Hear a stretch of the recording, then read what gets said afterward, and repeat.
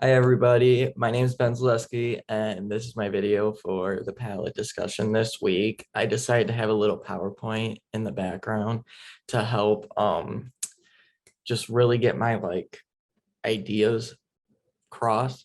I'm a very visual learner, so I think it helps to have backgrounds and visuals to help learn. And I really think having a PowerPoint just help explains what a 21st century classroom is and allowing the flexibility of students being creative in their work. So we'll get right into it. Maybe. There we go. All right. So first off, a 21st century classroom, in my opinion, is a classroom that allows students to use different sets of skills that they normally wouldn't use in a previous lecture classroom. So in a normal lecture classroom, you're just sitting there, you're taking notes, etc. In a 21st century classroom, you're using different skills such as creativity, critical thinking, communication, collaboration, and you're using those 4 C's and really enhancing your learning by doing so. So the first 4C of the first C of the 4 C's is creativity, which is allowing students to use, I think in my opinion, is allowing students to use different media methods. So like we use in this class, giving students the options to write videos, papers, even models and drawings for our teacher created assignments. That is really what is important in 21st century classrooms, is allowing these students to be creative.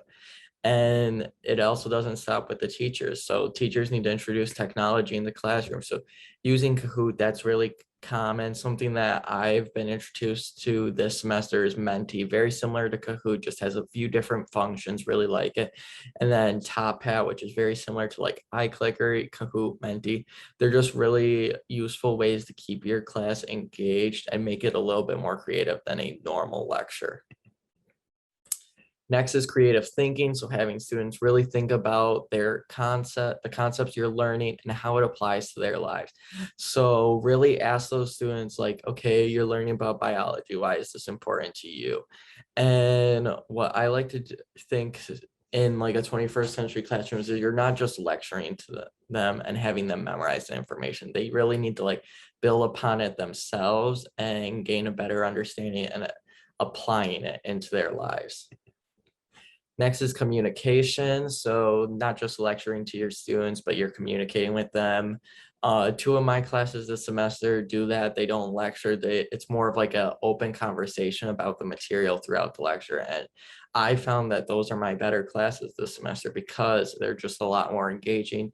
You learn a lot more because you're actively involved in the learning process. So it's like having a conversation with your teacher, and you're allowing your students to have feedback and their input on their topics, as well as some whole group discussions. The final C was collaboration, so letting students work together to build upon their prior knowledge. It's very similar to working in groups, but instead I would say students are able to bring their own knowledge to their table, and then you guys work together to combine it. So when you're working in groups, instead you typically you go there and then you guys learn together. Where collaboration, you're bringing your knowledge together to expand upon it and really learn more. And this could also be outside of the classroom, such as going on field trips or even inviting guest speakers into the classroom.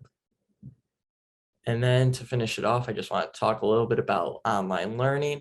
So it's a really great asset for 21st century classrooms and learning, but I don't think it should be the only option though for students, because everyone learns differently.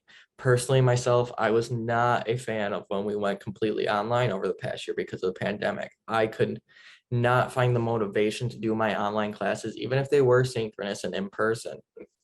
But I just couldn't, or not in person, but synchronous. So you met over Zoom. It just was really hard to find that motivation to get up, go to the lecture over Zoom and be engaged in it. It really was not the same learning that I was used to. And I just was not a fan of it. But there are some pros to it because it provides flexibility and accessibility for students. So like I said, there's synchronous and asynchronous options, okay?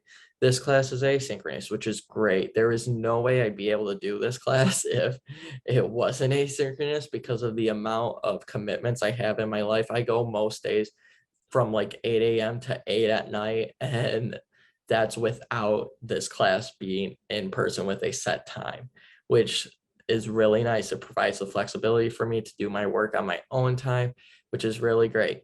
So based off all that, I really think online learning is a great asset for a 21st century classroom, but it shouldn't be the only thing a 21st century classroom is.